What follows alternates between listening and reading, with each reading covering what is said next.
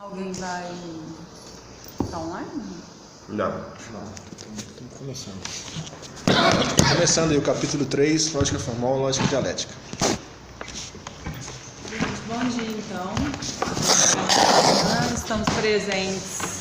Eu, Evandro, Thiago, Laís, esqueci o nome. Quito, Arley e Bruno. A gente vai apresentar o capítulo 3, então, lógica formal e lógica dialética. Na verdade, eu não consegui fazer uma apresentação, né, por escrito, mas a ideia é discutir e discutindo a partir do próprio texto mesmo. Ele vai construindo desde o primeiro capítulo, né, entrando para o segundo. Primeiro ele fala no primeiro capítulo da teoria do conhecimento, depois ele entra nos movimentos do pensamento, estruturando, pelo que eu entendi, para ele chegar na lógica formal e no ponto de chegada dele, que é a lógica dialética, e construindo essas passagens.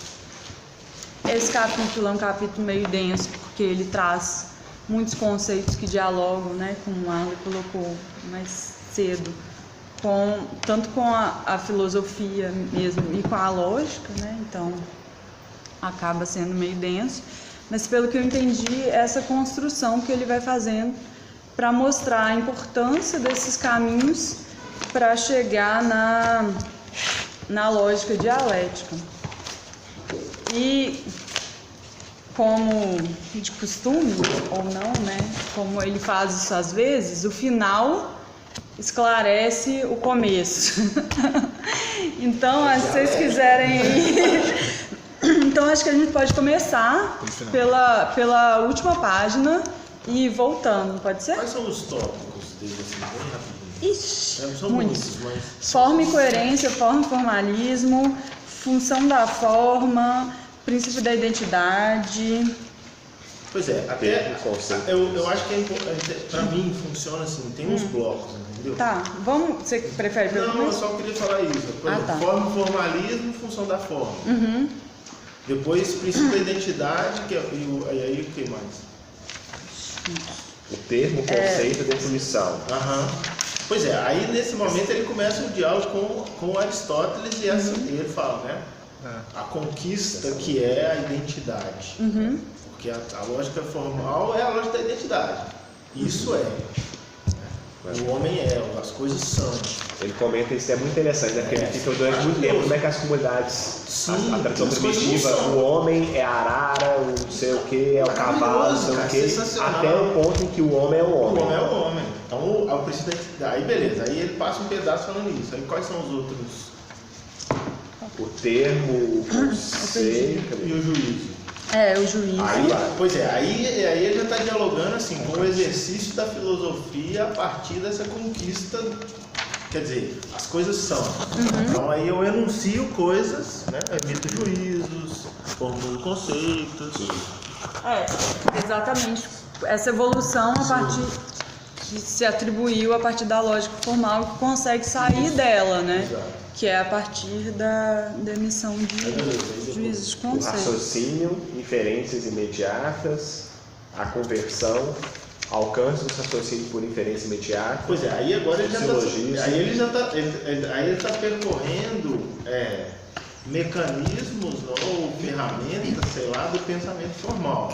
Ele começou do jeito mais simples, a identidade, o conceito, o juízo, o raciocínio, a inferência, né? Tipo da coisa mais simples, a caneta é caneta. Né? Até as canetas são aí emitir um juízo gigante. Né? Depois vai a logística, exame crítico, formalização e conteúdo, conceito e ideia, o ser e ideia, história da lógica formal, Sociologia, papel e lugar da lógica formal. Pois é, então assim, eu gosto de fazer, tipo, qual que é o percurso dele, né? Ele começa lá do princípio da identidade, que é segundo ele, uma conquista gigantesca, mas ele vai percorrendo a complexificação do pensamento até chegar no lugar da lógica formal na história do pensamento. Né? Tá.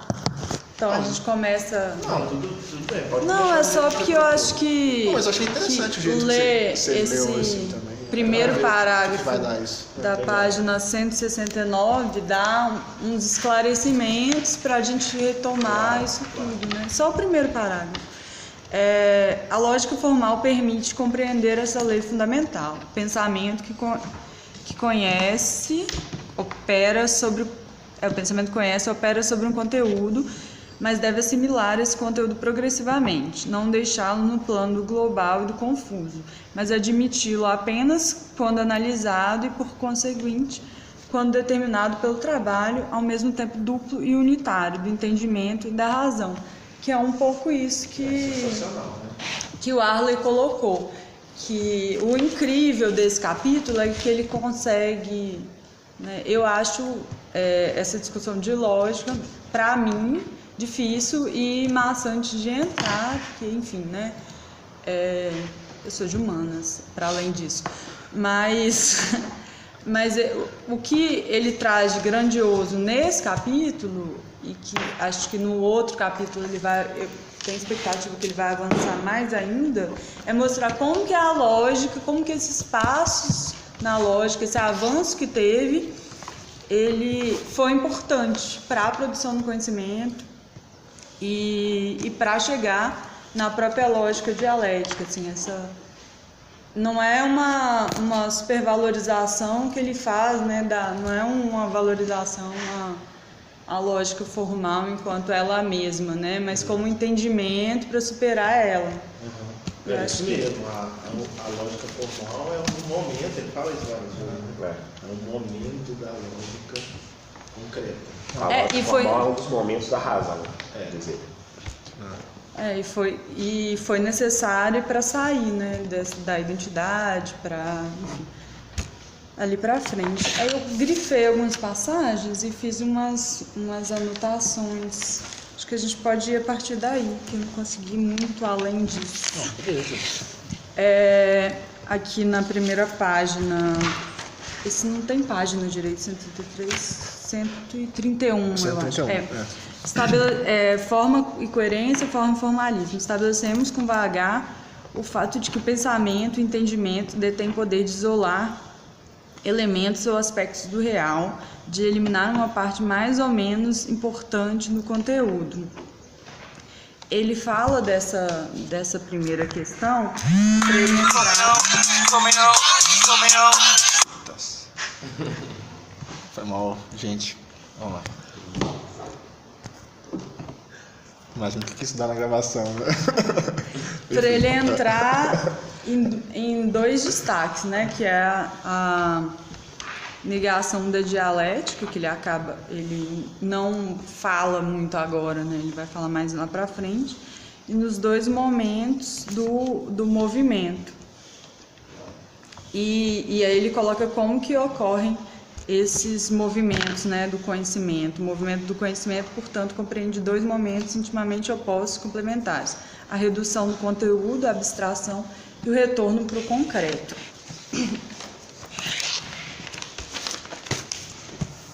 E aí, o que acaba sendo super importante para lá na frente a gente pensar e questionar a própria lógica formal, né? A lógica formal enquanto ela mesma, ou seja, enquanto ela mesma, ela se apresenta no que poderia ser a linguagem por ela mesma, não extrapolando a linguagem. Aí ele coloca assim: na linguagem cada palavra tem um sentido. Isso é um conteúdo. Na maioria dos casos, a palavra é empregada sem que o conteúdo esteja plenamente presente ou explícito. E fala também da questão do pensamento simbólico. Próximo do limite encontra-se o pensamento simbólico. No pensamento simbólico, as palavras são manipuladas como simples signos.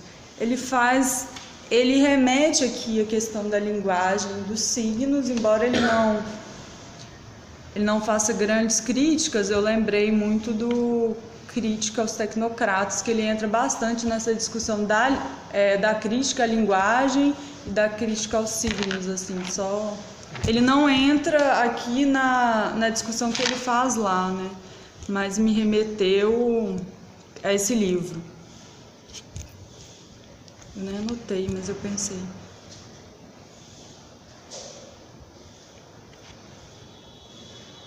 Tem um troço que, inclusive, tem uma galera que fala que é a teoria das formas do inferno. Sim. Tem lá naquele livro. Pessoal da USP, né? Teoria das formas?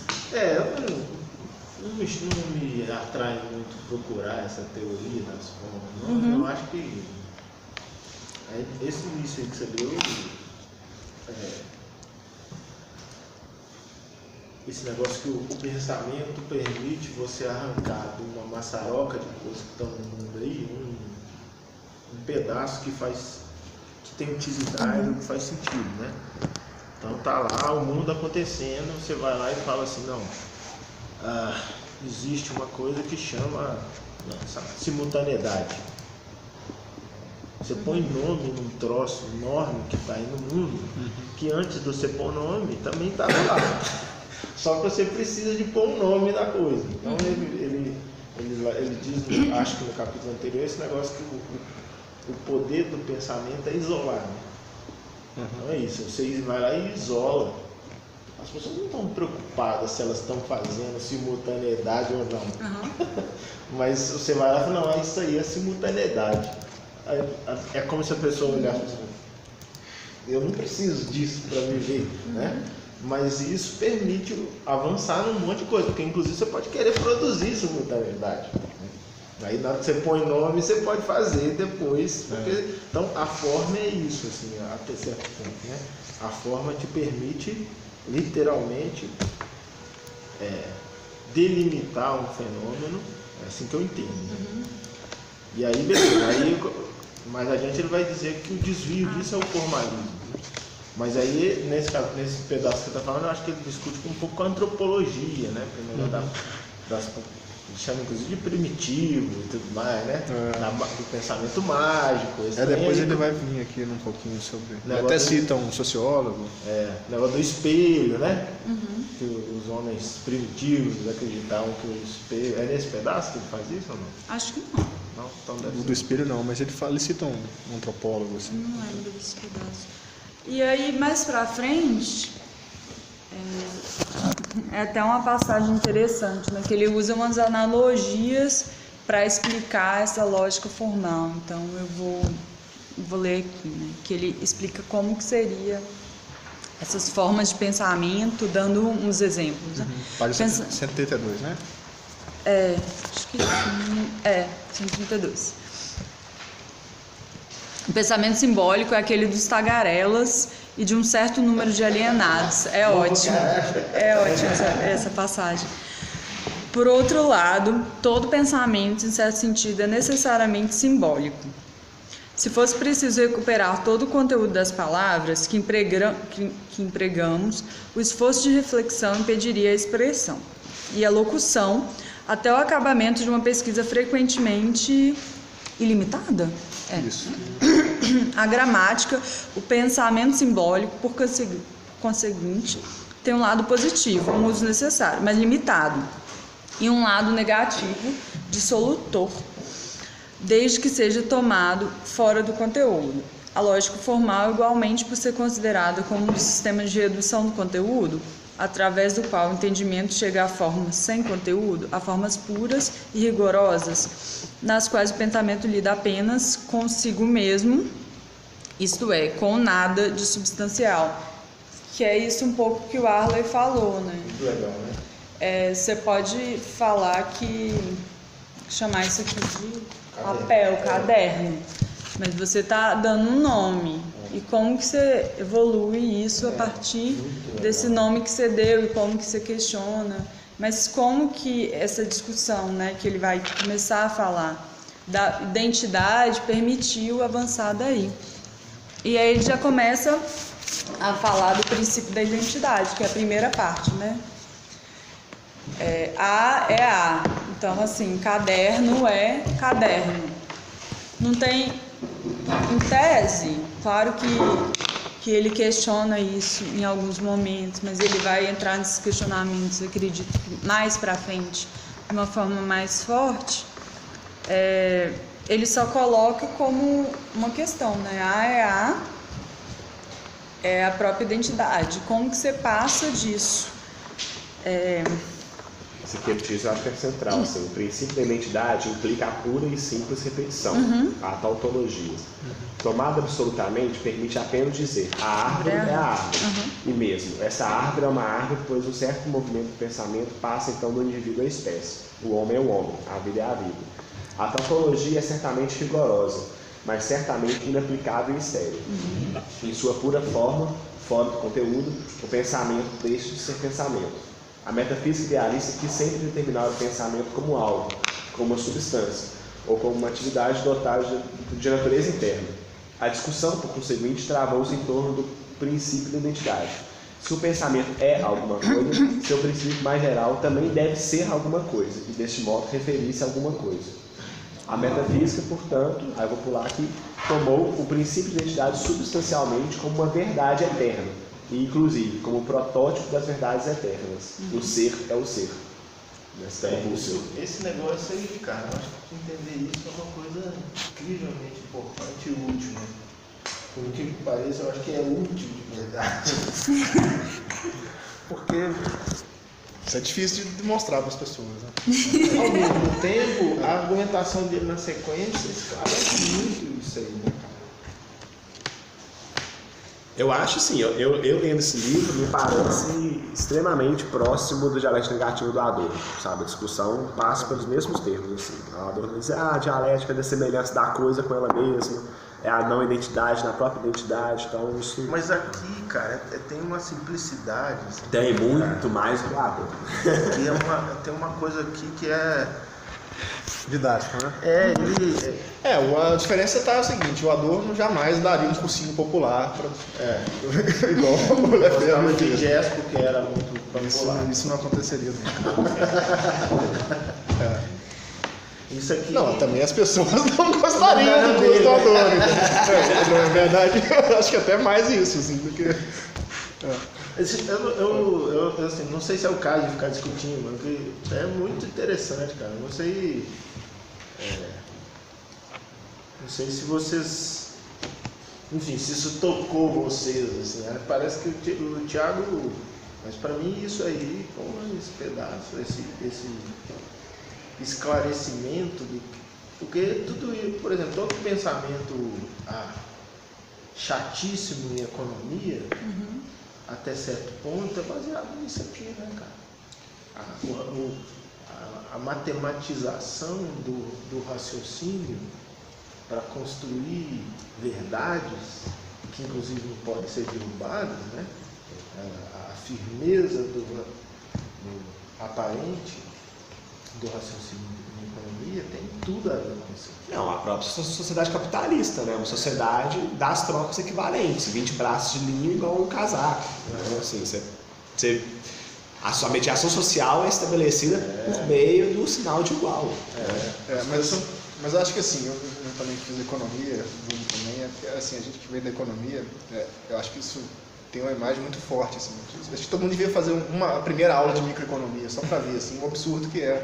Porque de todas as ciências humanas, a economia... é a mais matematizada, então é a mais absurda. É ridículo, assim, como é que as pessoas acham que realmente você deriva toda a explicação do comportamento humano de uma identidade lógica. Só que isso é a passagem, né, da political economy para economics, né, que é o mesmo sufixo de física, physics.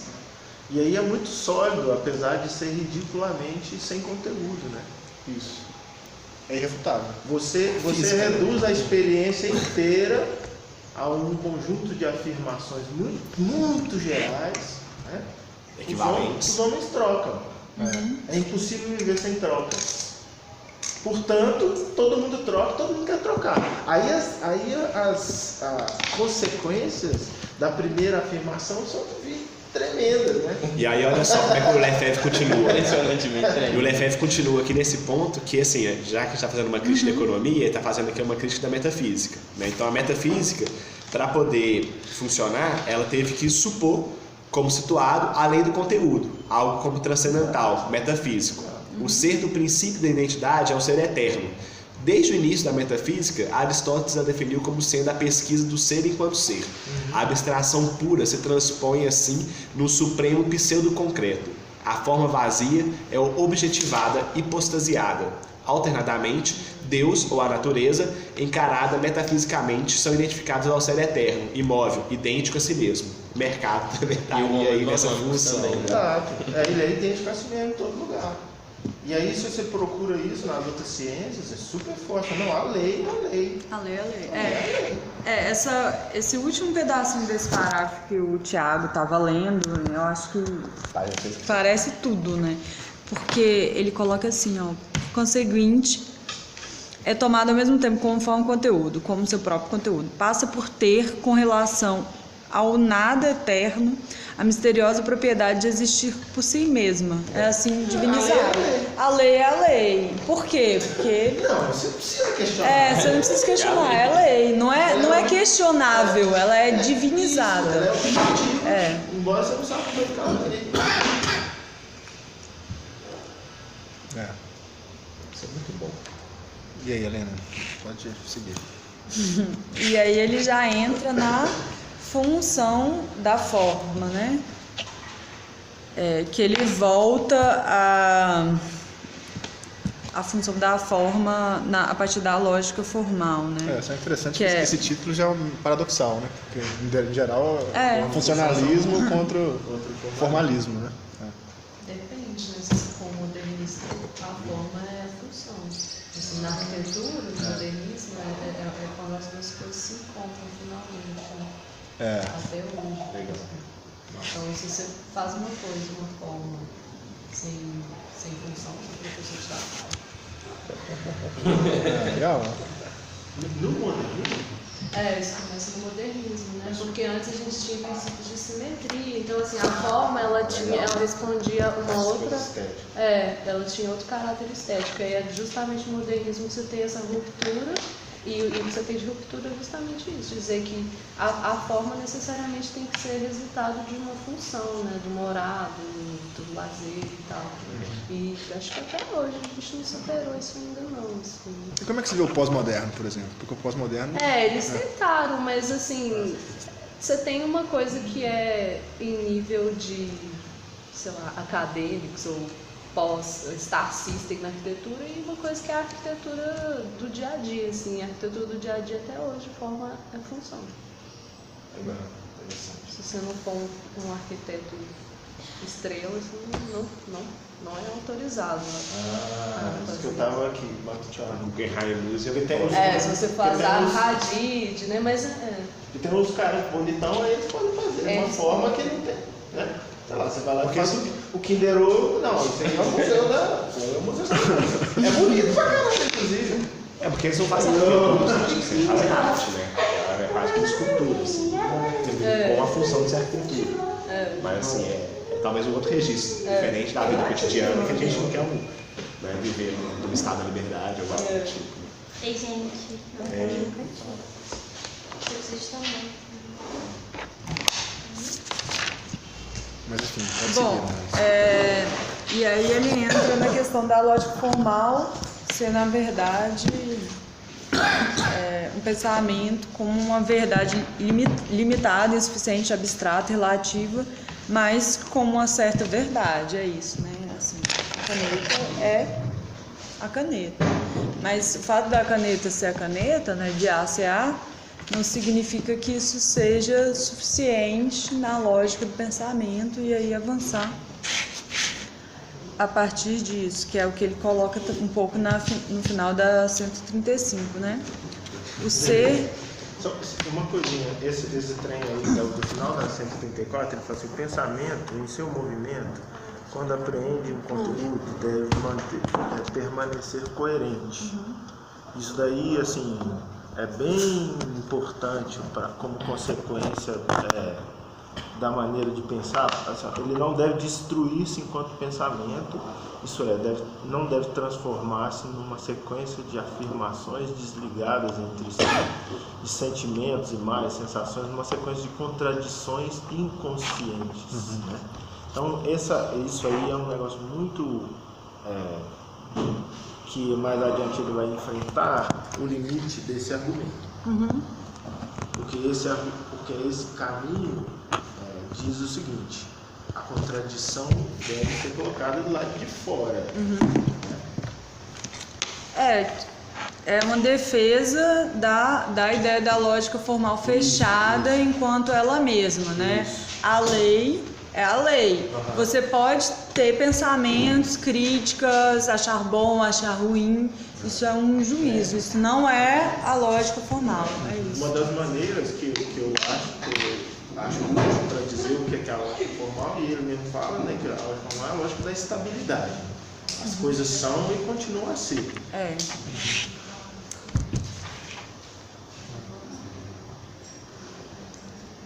Mas é o que ele resume também nesse último parágrafozinho da 135, né? O ser é sempre ser determinado, o ser contraditório. Isso aqui existe, que é bem dizer ainda não sabemos, pois trata-se de um problema da lógica concreta. É determinado enquanto tal. Enquanto tal, ele é o que é. Eu só acho também, me chamou a atenção também nisso, até no que o Arden colocou aqui, mas essa coisa do inconsciente, do consciente, eu achei muito importante também, assim. E ele cita aqui, mas a importância da reflexão também, né? E aí eu acho que a reflexão tem a ver com a ideia da mediação que ele colocou até no capítulo anterior, depois ele coloca de novo, né? Porque um pouquinho antes disso ele fala aqui, né? A contradição só deve ser admitida no pensamento enquanto contradição, ou seja, como algo consciente e refletido, né? A contradição irrefletida destrona o pensamento e rebaixa-o ao nível do conteúdo informe. Isso é muito interessante também, assim, eu fiquei pensando, né? Se o seu argumento for uma bagunça, por exemplo, igual certos candidatos a presidente da República, não tem jeito de conversar com aquele cara. Inclusive, toda vez que você confronta ele com a caca que ele estava, ele faz e avança, ou seja, sai do lugar, sem sair, né? Então, um cara como esse, ele já aprendeu a usar o discurso sem sentido como uma estratégia de convencimento, né?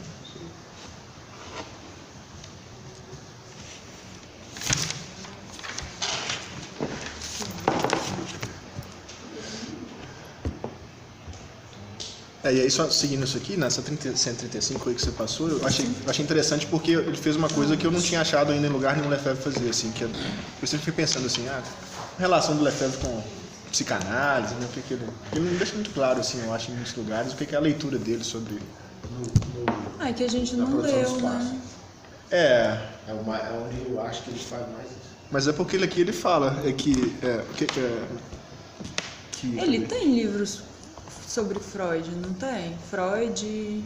Eu não conheço. Não? Mas no Crítica à Vida Cotidiana, naquele 1, 2, 3, ele faz esse diálogo diretamente. É porque nesse primeiro parágrafo ele diz o seguinte, né, que...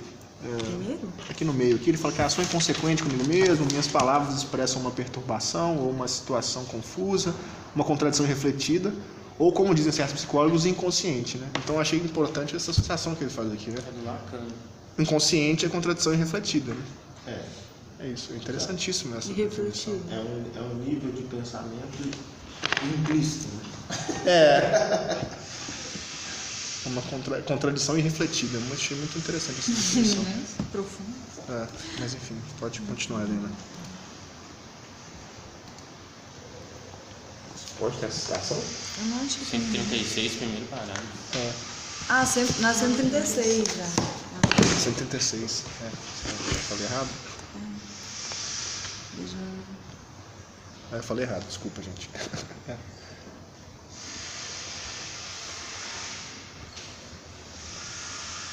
Não achei. Mas enfim, eu achei interessante essa associação dele. O último pedacinho do item 3, né? Quando a lógica formal se transforma em metafísica, que é esse trem também que ele fica perseguindo, né? Tem 3? O que é idealismo, o que é metafísica? 2. O que é idealismo, o que é metafísica? Então, quando a lógica formal se transforma em metafísica, ou seja, quando ela separa as coisas radicalmente, a metafísica é o pensamento que separa.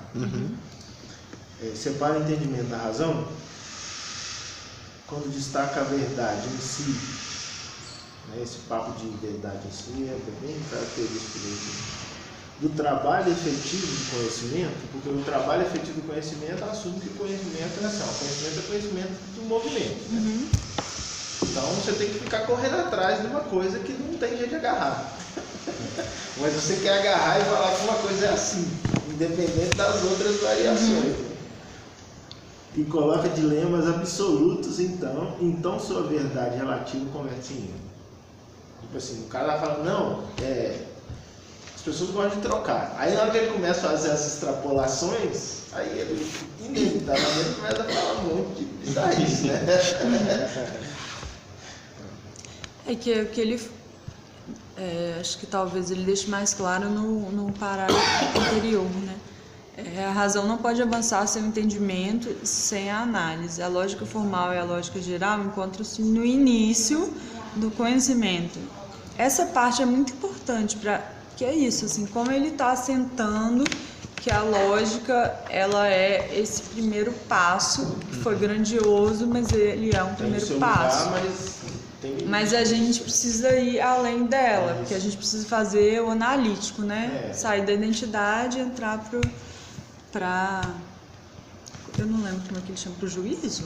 Sim. Juízo, né? Perdi onde está. Isso. Não na ordem histórica real, mas na ordem metodológica, enquanto começo do pensamento racional. Ou seja, você quer isso que o Arley falou, né? Você quer perseguir um conceito. Não é na ordem histórica, porque não é assim, no princípio foi o verbo. Não existe esse papo furado. No princípio foi a prática. Né? Aí depois o verbo apareceu. Inclusive é isso, né? O que deu origem ao verbo foi a prática. É isso que é importante.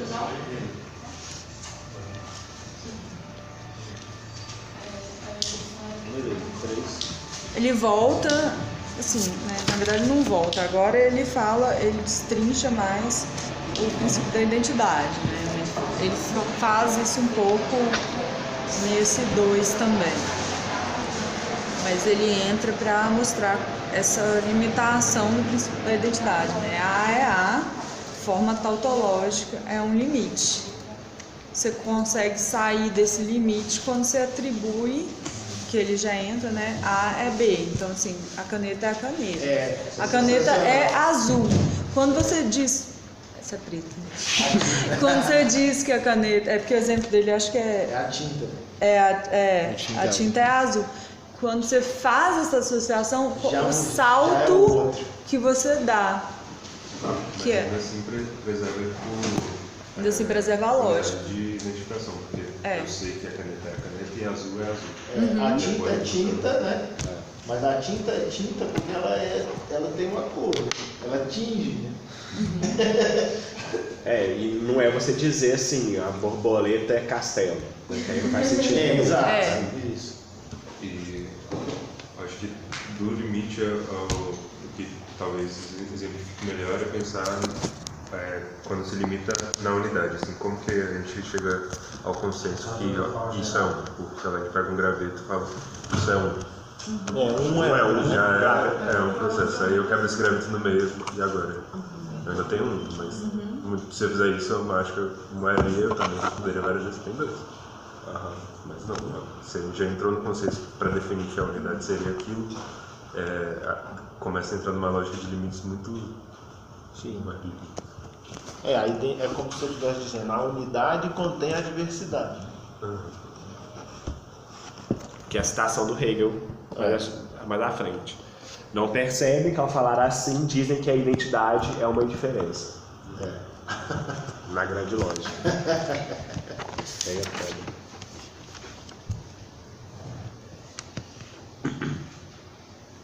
Isso é outra coisa, em termos de metodologia, né? Toda a conversa do terceiro estudo que ele vai entrar em seguida é fundamental o pensamento.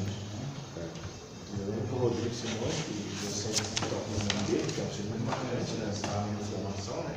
Ele ficava insistindo nisso, porque ele ficava querendo que as pessoas pensassem com lógica. Mas ele mesmo não via que ele estava numa base muito tênue, né? Ele ficava insistindo com as pessoas para pensar de modo claro, mas ao mesmo tempo ele estava ensinando as pessoas dentro de um limite muito formal, né? Pensamento. Então ele ficava insistindo nesse negócio do terceiro excluído. Não pode ser não há. Mas a verdade é que assim, ele era um farsante, né? Porque você via que assim, não, claramente, porque pelo jeito que ele explicava isso, você via claramente a contradição. Era um cara teatral, exato, ele ia falar, você quer o quê? E eu concordo, né? Quando o menino pergunta, o que é isso? Você fala um carro, você não fala, isso é, né? Alguma coisa. Não, você não fala assim, isso é uma máquina, não sei o quê, nem isso aqui é um produto das relações capitalistas, né? Internacionais, a manifestação, a exploração, é um carro. Amanhã eu te explico isso, né? Mas hoje O que eu tô dizendo assim, eu acho que ele era um farsante também por conta disso, porque ele ficava insistindo nessa ideia do limite, das coisas, mas ele não conseguia explicar isso de um jeito redutor, entendeu? Ele não conseguia fazer com que... Já pensava dialeticamente. Ele precisava apresentar isso de uma maneira interessante, assim. Então, nesse sentido, ele era um bom professor, né? É o que eu tô dizendo. Ele não conseguia fazer como os outros de ficar mostrando isso com a continha no quadro, assim. Enfim. Prosseguindo a citação que o Tiago trouxe, né, do Hegel, no finalzinho do próximo parágrafo, assim o princípio da identidade esboça em si mesmo o movimento pelo qual supera a sua unilateralidade, sua abstração. Ao contrário, se mantém na identidade imóvel, que se opõe à diferença, transforma-se em determinação unilateral e privada de verdade, que é uma citação do Hegel ainda. Por exemplo, quando se diz que o indivíduo é o indivíduo e quando se omite seu lado social, humano e universal. Essa necessidade de ir além da identidade quanto a ela mesma, né? Quanto A é A. Nesse próximo, eu fiz só uma anotação no final da... Antes, não sei se ainda está, essa parte aqui ainda está no 3? Fim do 3. Esse trem... não, já está no termo conceito, tudo bem. Não, pode voltar. Não, isso já é o segmento. O termo conceito, né? Esse termo, conceito e definição, top 4, eu fiz mais uma anotação só no final mesmo. Então, eu acho muito bom essa exploração que ele fez da ideia de termo, né? Como limite. E ali ele passa o termo é o final, né? Então é a definição externa quase do ser. E aí ele fala que ele entra nesse papo aí, acho que pela primeira vez, particular, não sei que ele fala isso no capítulo anterior lá, particular, especial, e cai nesse troço da extensão e da compreensão, que vai ocupar ele um tempão aí nesse capítulo e em outros, né? Que as coisas podem ser compreendidas na sua extensão e na sua compreensão. A extensão é quase um quantitativo, né? Você enumera. Cada termo ou conceito pode ser encarado sob dois aspectos, cuja oposição deve ser imediatamente assinalada. Quando ele fala assim, é porque a oposição deve ser colocada sempre junto. Né? Ele tem, por um lado, a extensão, o conjunto dos seres ou indivíduos que designa, isso é, os homens, no caso do termo homem. E por outro lado, ele tem a compreensão, o conjunto das qualidades possuídas pelo ser designado, como por exemplo, no caso do homem, o fato de ser vertebrado, mamífero, racional. Então isso aí, a importância disso no pensamento científico é um troço de... A biologia inteira nasceu como tal de Linneu lá fazendo isso, né? Não, as plantas que tem flor, que tem 4 pétalas, são tal, né? As plantas que tem... ele achando o que mais definia aquele conjunto que todo mundo que cabe dentro das flores que tem 4 pétalas. Beleza. Mas tem a compreensão. Tem a extensão. Não, isso aí é a extensão.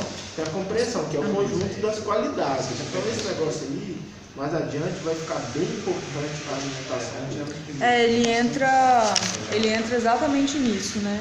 Para falar mortal, homem, cavalo.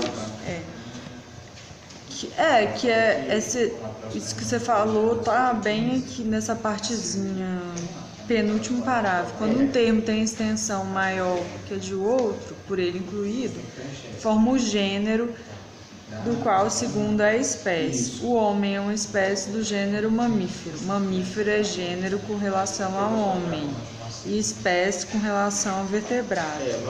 Para ser mais preciso, eu falei do Ptolomeu, mas na verdade o próprio Aristóteles, né? Tem gente que diz que o Aristóteles era um biólogo, né? Por exemplo, a categorização do Aristóteles do mundo que ele fez e mandou fazer, porque eu vi um cara que falava que o Alexandre ficava mandando umas coisas para ele, olha que coisa sensacional. Como ele foi tutor do Alexandre, né? O Alexandre ia fazendo campanha até aqui, né? Então o que ele fez? O conhecimento, de alguma maneira, sempre tem um pezinho na colonização, né? Porque você precisa conhecer o mundo, né? Mas o mundo que eu consigo ir é pequeno, então alguém tem que buscar para mim. Eventualmente o cara não vai querer te dar, então você toma. E aí o Alexandre mandava os trem para ele e ele punha os meninos, ó, os bolsistas dele, ó, classifica aí, Ele tinha um exército de gente que eram os bolsistas dele. Alguns dos discípulos. Alguns dos bolsistas foram muito mais longe, inclusive. Bem, e aí então a filosofia do Aristóteles tem muito a ver com a nossa classificação do mundo e dessa coisa dupla, super simples, né? As coisas têm extensão e compreensão. E aí no tópico seguinte o negócio do ínfimo e do que não pode ser o inefável, né? O ínfimo, que é o não tem jeito, não existe conceito de Harley, porque o Harley é um só, mesmo assim, mas o limite superior, que é o inconhecível, que é as categorias.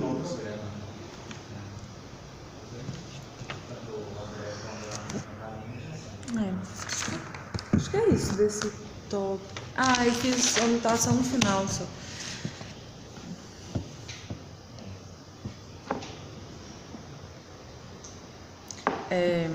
Sobre a lógica formal, né? E a lógica formal, esse é um dos seus traços originais e profundos, é uma lógica da essência. Isso. Essa é uma outra maneira de explicar o que é a lógica formal. Isto é, do ser determinado. Supõe a existência de tipos dos quais seja possível extrair, discernir a essência, por um lado, e por outro, o fenômeno, o contingente, a aparência, o acidente. O mais essencial, afirma a lógica, é o mais geral. Tão somente as características específicas e genéricas são essenciais. A definição, assim concebida, engloba todo o definido e convém tão somente ao definido. Deve ser clara e distinta, completa e mesmo virtualmente exaustiva, que é o que ele já começa a desenhar o tópico 5, né? Que é esse... O lance desse negócio é incrível. Por exemplo, toda a briga das pessoas com vinhos, né? O cara é índio, tem celular. Ou seja, é um raciocínio Tem iPhone? Fundamentalmente essencialista. As coisas são e devem ser como elas são. Então, se o índio vira outra coisa, ele não é mais índio. Portanto, eu posso espoliar. Não é mais isso. O alcance disso é incrível. O machismo, né? O sexismo. Tem que ser isso, não é, né? Qual mudar? Só uma coisa que não sei se está claro, mas eu peguei lá, por exemplo, o livro do Hegel para dar uma olhadinha. ele está seguindo aqui os passos realmente também, que são os passos que o Hegel delineia lá, porque tem 3 livros, né? Na lógica dele. O primeiro tomo, você vê que... Lógico que tem 3 livros, né? É uma tríade ou não é? Mas enfim, se vocês forem notar, ele está citando aqui sempre o Hegel Grande Lógica 2, tá vendo? E esse tomo 2 é justamente o que é chamado de doutrina da essência. Sim. O primeiro é a doutrina do ser, o segundo a doutrina da essência e o terceiro a doutrina do conceito. Então tem uma lógica também. Tem isso daí. O linguajar que ele está usando tem muito a ver também com isso. Total. É um curso de Hegel. O livro da estética tem 3 capítulos, cada um tem 3 partes. É um negócio, ele era o maluco da tríade. É simples, vai ser. Tô fazendo as sílabas aqui, deu até as sílabas deve ser. E uma coisa interessante, assim, que lendo eu pensei, e quando a Harley falou a lei é a lei, isso... Te tocou? Não me tocou, mas é porque eu tive aula de lógica no direito também. Foi insuportável. Mas, além de ter tido uma cadeira de lógica e argumentação jurídica, eu tive uma cadeira de teoria geral do direito. E os exemplos são os mesmos que são dados aqui nesse estática e dinâmica do conceito, né? E como que as derivações das ciências, né, embora o direito ser ciência é uma grande questão, né, acho que não é, mas da produção do conhecimento é mesmo, assim, o pilar é esse, da lógica, essencialmente da lógica formal. Não consigo falar mais sem mudar essa expressão, é a densidade, né, da experiência grega, né, que foi muito esmagadora e depois romana, né? Então, a elaboração em cima daquele momento ali foi muito marcante, né? Muito marcante. Então, você é quase como se não conseguisse sair disso. Ou pior, quando você encontra com outra coisa, você fala que é mentira, né? Então, o cara no currículo vai lá e depois de falar capítulos e mais capítulos sobre a estética da Índia, da China, ele fala, mas isso tudo é a infância, é a pré-história da estética. Conversa fiada, né, mano? Pré-história da estética. O sujeito está fazendo a elaboração do colonialismo, né? E aí ele vem com esse papo de que isso tudo é infância. Nessa hora os caras escreveram os Vedas, deram gargalhada.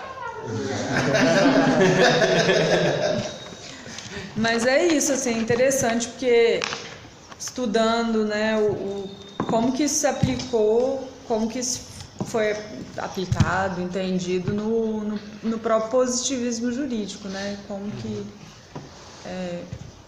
Bobbio, no livro sobre positivismo jurídico, começa essa história, mesma história da lógica, né, da tautologia. Mas isso é insuficiente, então eu vou entrar no silogismo, né? Se A deve... Já estou dando um salto aqui, né? Mas se A deve ser B. Sim. E aí você conclui que esse silogismo nem sempre ele tem premissas verdadeiras. Então eu posso ter premissas falsas mais coerentes. E como que essa lógica do raciocínio está espraiada. Vou trazer o livro do Bobbio para a gente ver aqui. Podia ter trazido hoje. A gente está indo aqui porque tem uma piada interna, né, do Milton Friedman. Vocês lembram o que é? Uma frase assim, não. Eu lembro só do texto que ele fez, falando que não importa se as premissas estão erradas, o importante é se o resultado é correto. É isso. É isso. Não, eu vou trazer na próxima reunião o livro do Bobbio.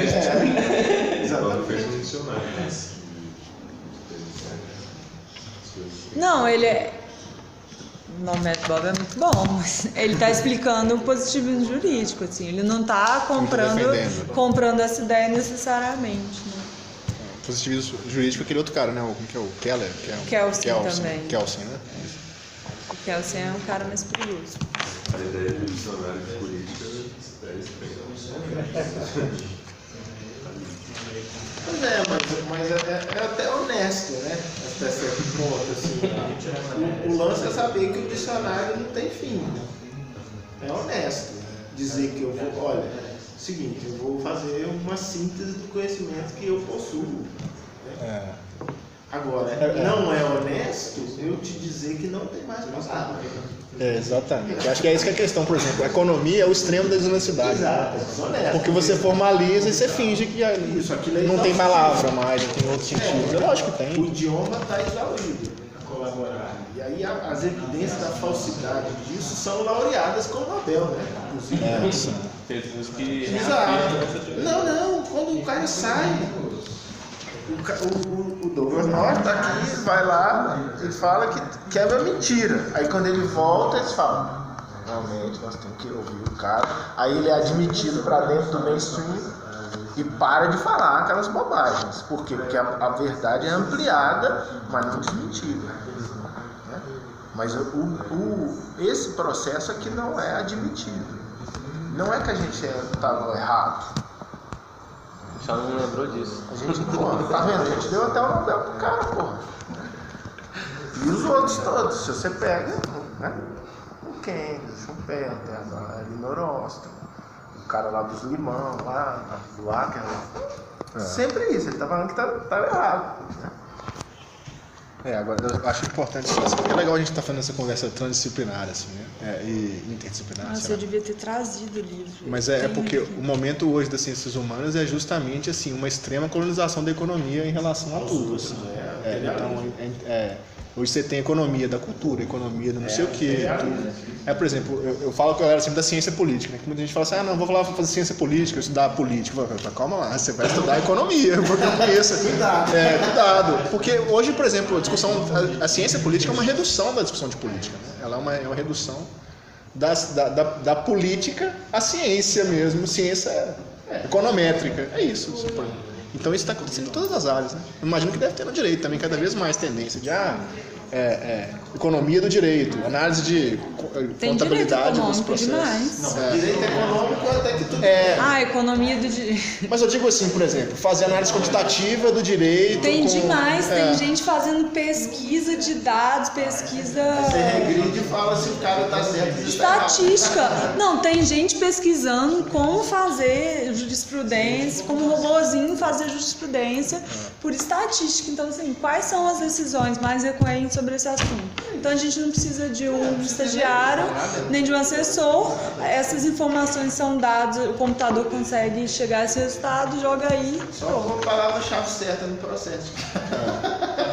E no caso do urbanismo também dá na mesma, né? O urbanismo também é uma nacionalização econômica classifica bem o repertório da ocupação do espaço.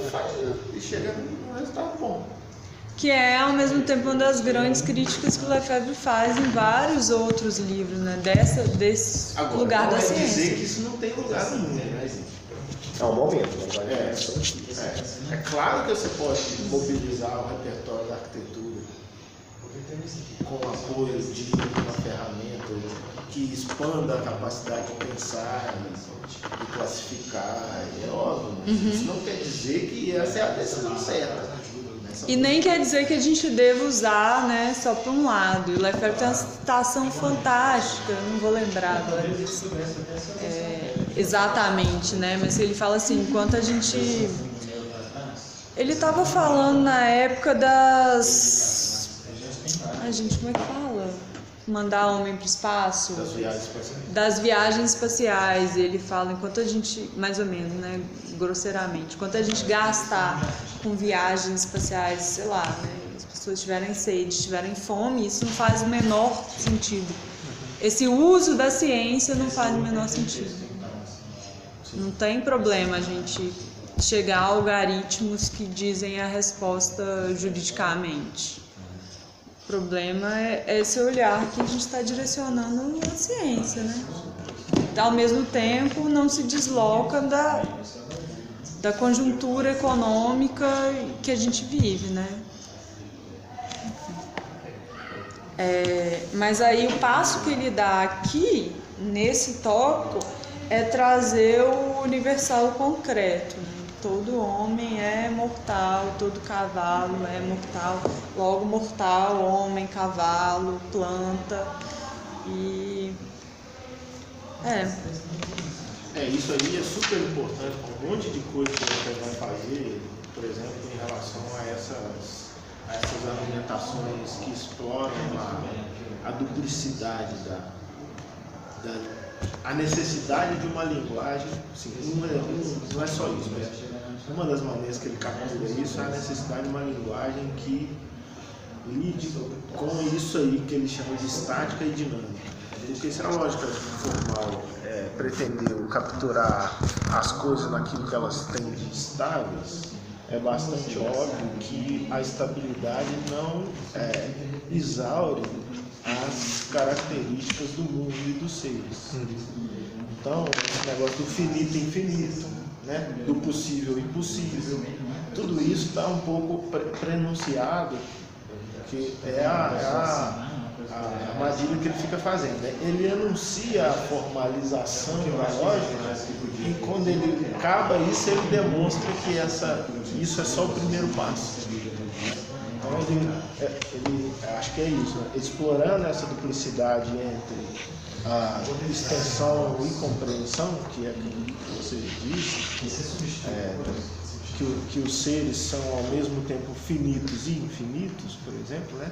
Ele vai abrir as portas para, em outros momentos desse livro, do trabalho dele, ele ter esse escape, né, de elaboração do pensamento, que é a conexão íntima entre o estático e o dinâmico, o finito e o infinito, o possível e o impossível. Eu acho que, então, outra vez, eu sou muito repetitivo nesse livro, mas assim, isso é muito útil para entender o jeito que o Lefebvre pensa. Se você quiser usar o que ele usa, né? Ou se você não quiser também, né? Senão não é esse caminho que eu quero, mas ele ajuda muito a entender. É o único livro em que ele deixa claro qual que é o método que ele vai usar como guia do pensamento e da pesquisa dele.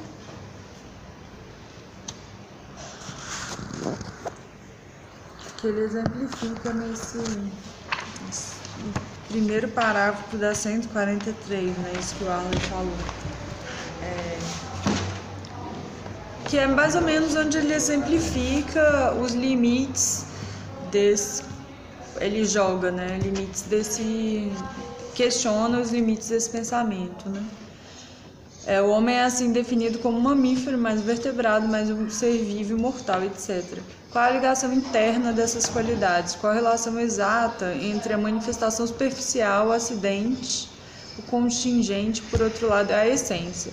Por que uma essência se manifesta e se expressa no inessencial? E como pode ela ser descoberta a partir do inessencial? Essa questão permanece insolúvel no quadro da lógica formal.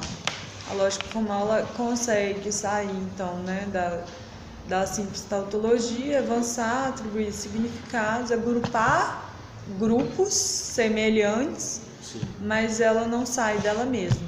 Ela é ótima para fazer classificações, para estabelecer relações mais ou menos estáveis, para dizer que uma coisa é a causa da outra, mas quando você vai passando disso, né, ela vai perdendo a capacidade de explicar. Né? Ela é insuficiente. Vai ficando dura, né? Eu acho que esse exemplo que ele citou aqui é bom, porque ele dá, porque olha só, ele diz assim, um mamífero mais um vertebrado mais um ser vivo. Essa equação é legal, assim, de pensar, né? Porque eu estava olhando aqui, né? Porque aí mostra bem o limite, assim, né? A questão. Você consegue pensar assim, 1 mais 1 mais 1 é igual a 3, né? Só que você vê que assim, na hora que você já põe a palavra na conta, já não faz sentido porque você está somando as qualidades das coisas, né? Você não... e é legal também pensar que mais, para a discussão da lógica, é o equivalente de ou, né? Então, assim, um mamífero, ou um vertebrado, ou um ser vivo imortal.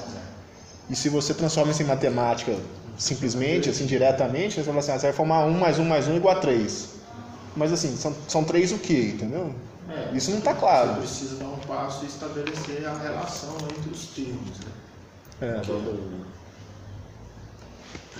Porque assim, na verdade, se você for olhar aqui, a única questão de ser 1 mais 1 mais 1 igual a 3 aqui é que são 3 seres.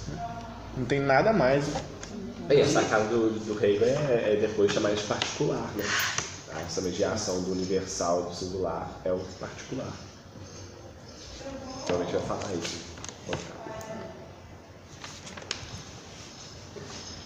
E aí eu acho que aqui é o grande avanço do capítulo, né? O giro do capítulo, quando ele entra no juízo. O capítulo não, né? O giro da lógica, que é exatamente essa passagem, né? Então ele apresenta esses limites da lógica formal por ela mesma, mas ainda dentro dela, como que ela vai se aprimorando, né? Permitindo atribuições de conceitos, permitindo agrupamento de similares, mas dentro desses limites da lógica formal. E aí esse questionamento do juízo, então, ele faz avançar, né, o ser. Ele é o elemento do ser. Deixa eu ver aqui como O conceito, a identidade, né? O conceito isola cada pedaço do mundo, mas o juízo articula as descobertas de que as coisas são isoladamente num argumento que relaciona. O juízo ele fala aqui que traz a precisão, né? Aqui. Estudemos mais profundamente essa forma. A é B. Então ele sai, né, de A é A, entra para A é B. Ela significa A, que A é A, e B, que é A é B, que por sua vez é e permanece B. Então é isso, né? A caneta é um exemplo que vocês já falaram também. A caneta é vermelha, vermelho é vermelho, caneta é caneta. Mas eu estou fazendo essa assimilação entre os dois, resguardando a lógica formal. Estabelece uma relação entre dois seres de duas classes determinadas, caneta vermelha, antes de julgar que a tinta é azul. Sei o que é a tinta e sei o que é azul. O juízo não destrói essa determinação, torna-se mais precisa. É esse o papel do juízo, a precisão do conceito, sem destruir, né? O que ele quer dizer, eu não estou atribuindo um juízo de valor falando que essa caneta é vermelha, porque a caneta vermelha é vermelha. Eu não estou destruindo a coerência do argumento. Quando eu digo a caneta é azul, eu não estou a caneta deixa de ser caneta e vira azul, nem o azul deixa de ser azul e vira caneta. E nem as mesmas qualidades. Exatamente, um ser é o outro ao mesmo tempo. Cada um é outro.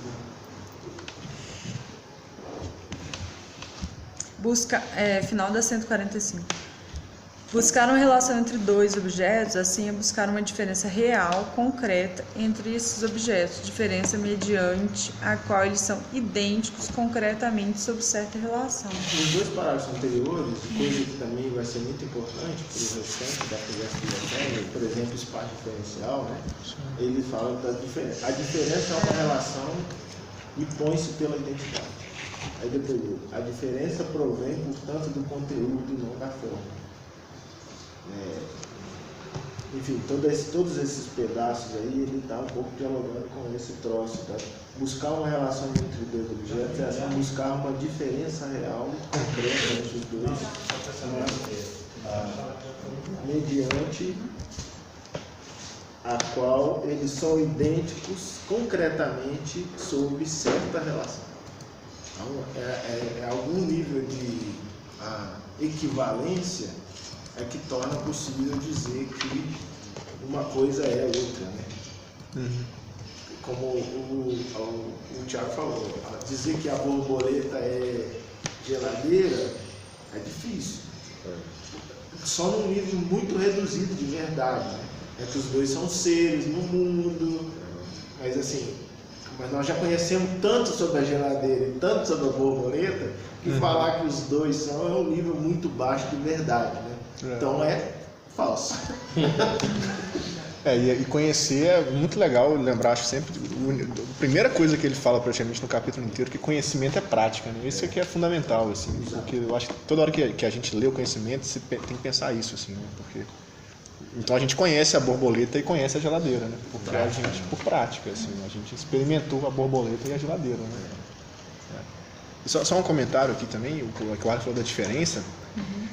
E eu acho que realmente duas coisas que depois aparecem muito forte na obra dele, né, que aqui não aparecem com esse, mas você falou do universal concreto, né, e da diferença, né, porque o universal concreto também pelo menos a leitura do Stanek lá, por exemplo, né, intérprete conhecido hoje aí, é a questão central na produção do espaço, né, de que a dinâmica do universal, ele fala muito isso lá, mas então o Stanek está batendo muito ênfase nisso, né? É a dinâmica do universal concreto que dá o sentido do discurso dele sobre a produção do espaço. E a diferença depois também é isso, né? Ele faz livros sobre diferença e tudo. Sim. Mas aqui ele está se atendo totalmente a uma ideia de diferença hegeliana, né? Eu acho que depois ele quer discutir a diferença, talvez pensando hegelianamente também, mas dentro da discussão de alteridade, né? Mas tem outros lugares, né, velho? Na hora que você vai lá no tópico do Critique, que ele fala a teoria da diferença, ele fala a teoria da diferença vem de 4 lugares, se eu não me engano. Ele fala a matemática, a política, não sei o que lá, não sei o que lá. Então, tipo assim, a teoria da diferença dele é uma convergência de que a diferença se manifesta, por exemplo, mas aí isso aqui é no nível de pensamento, né? Existe a prática política, existe a multiplicidade do mundo, então isso aqui é um dos componentes daquilo que é uma teoria elevada da diferença. Talvez também a tentativa de reafirmar que mesmo quando se propõe entender a identidade, a diferença é o fundamental para entender a identidade. Sim. Isso é muito legal, né? Porque a tradição toda dialética coloca isso. Né? O Lefebvre pela diferença, o Adorno pelo não idêntico, o Zizek pela dessemelhança da coisa consigo mesma. É um tema recorrente, né? Porque o pensamento dialético, a lógica dialética parte da concepção de que o conceito ele não diz tudo dele mesmo. Essa pessoa da ideologia, sei lá, todas essas coisas, né? O ideológico é o que está escondido no conceito. Ele fala, não, nós somos brasileiros, nós temos que esconder um monte de coisa. Brasileiro, eu sei, eu moro em São Paulo, eu moro em Belém, você tem isso, aquilo, aquilo outro que eu não tenho. Então, o ideológico, de alguma maneira, é sempre uma extrapolação do idêntico.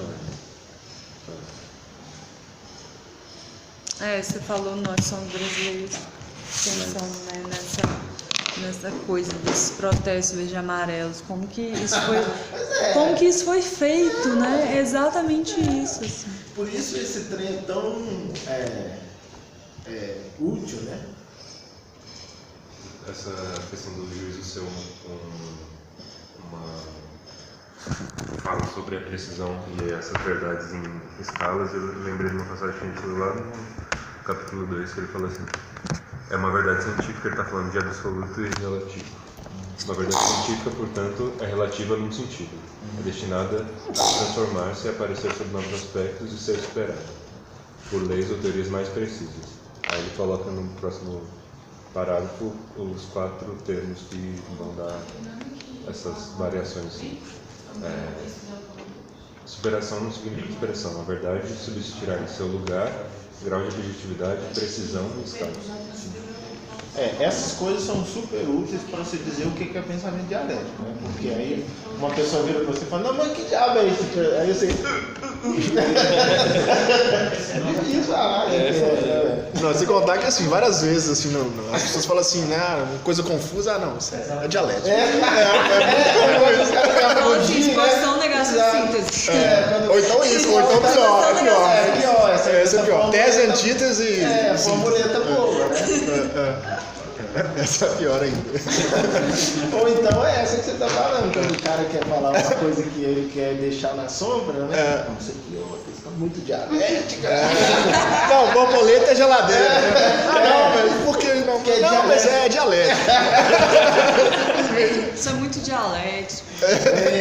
E aí tem que desconfiar desses dialetistas. Como diz o povo, né, desse povo que dialetiza a torta e a direita. Eles fazem isso aí lá no prefácio. O prefácio a gente vai ler por último,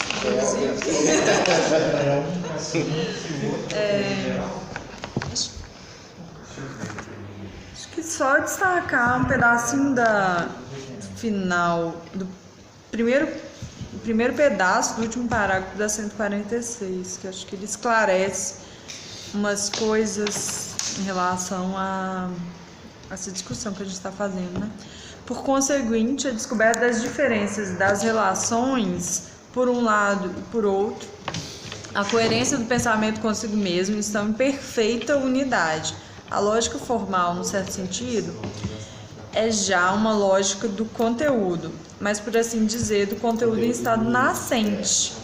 A forma pura, tomada em si mesma, desvanece no absurdo tautológico, extrai sua verdade, seu conteúdo, sua matéria. É conservada, implicada nesse conteúdo, mas superada, enriquecida. A forma geral de toda determinação A igual a A torna-se determinada de um conteúdo, torna-se conteúdo determinado. Em seu limite extremo, o estudo da forma refere-se apenas à possibilidade dos pensamentos, conceitos ou ideias. O formalismo pretende tirar o conteúdo da forma, estudar a possibilidade vazia e abstrata para assim obter a realidade. Mas, na verdade, há apenas uma maneira para o pensamento de permanecer de acordo consigo mesmo, tornar-se objetivo, avançar através das diferenças do conteúdo. No curso desse progresso, pode suceder que ele exprime realidades novas e surpreendentes, sendo assim obrigado a esperar mais uma vez. Entretanto, se evitar essa experiência e buscar abstratamente, no interior de si mesmo, um acordo com ele próprio, o pensamento só irá obtê-lo formalmente no absurdo da tautologia. É chorar, né? Não é? Porque, tipo assim, isso daqui é o que os economistas fazem, assim. Né? Reduz as coisas ao argumento absurdamente coerente, a lei da oferta e da demanda. Né? A lei dos rendimentos decrescentes. A impossibilidade de crescer se gerar inflação. E eles falam isso na televisão com a cara limpa, entendeu? O cara vai lá e fala, não tem jeito de gastar, nós não temos, o Brasil não tem recursos para ter uma previdência que faça isso.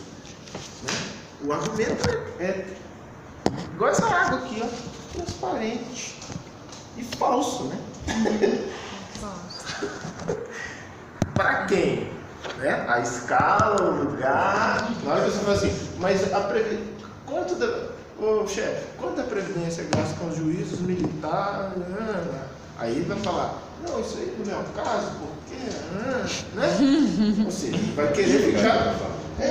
Exato. Então isso ajuda muito, né? A desmontar argumentos limpidamente falsos.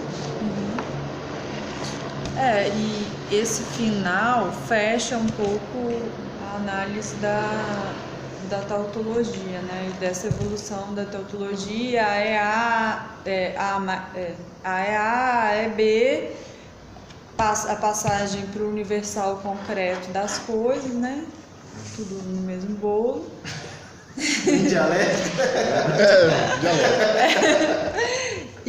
E aí, como que a gente avança, o outro salto a partir disso, né? Que são os juízos analíticos e os juízos sintéticos.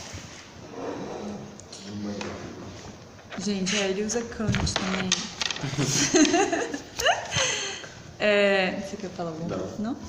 O ponto de vista puramente analítico seria o da forma pura da tautologia, né? Pura. A é A é B. O juízo e a proposição seriam analíticos não quando realizassem uma análise, mas quando o predicado pertencesse ao sujeito e fosse inerente de maneira oculta, de tal modo que a enunciação não fizesse senão descobrir essa incrência, formular o que já era conhecido, repetir o sujeito com outra palavra. O mais um igual a 2, que é um pouco o exemplo que o Evandro estava falando antes, né? Seria nesse sentido, segundo o parecer de muitos lógicos, uma proposição ou um juízo analíticos. Os corpos são extensos, segundo Kant, é uma proposição puramente analítica, já que a noção de extensão está implícita naquele de corpo. Ao contrário, a proposição os corpos são pesados, sempre na opinião de Kant, implicaria a ligação entre um sujeito e um atributo exterior a ele, novo com relação a ele. Ainda, segundo Kant, 1 mais 1 igual a 2 seria sintético. Eu achei um pouco confusa essa análise que ele faz, porque ele traz esse conceito de analítico e sintético de Kant e depois ele critica esse conceito. Não ficou claro para mim, assim, quando eu li isso do Kant eu falei, ok, eu acreditei, sabe? Não ficou claro para mim porque que seria o contrário, né? Que ele coloca logo no parágrafo seguinte. A gente está no 7. A gente leu o primeiro parágrafo e que ele traz a apresentação do que para Kant é analítico, o que é sintético. E eu estava falando que no segundo parágrafo ele faz essa crítica a esse posicionamento de Kant que eu não entendi, assim. Lei, vamos ver.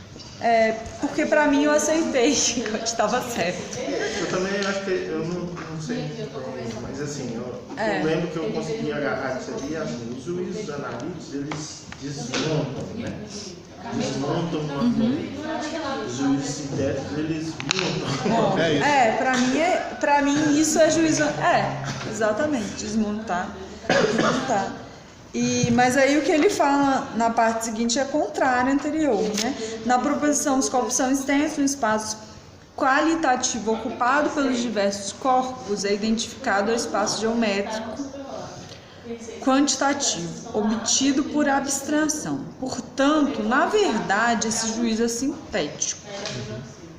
Por outro lado, os corpos são pesados, é um juízo analítico, se por experiência já formei meu conceito de corpo nele, incluindo peso.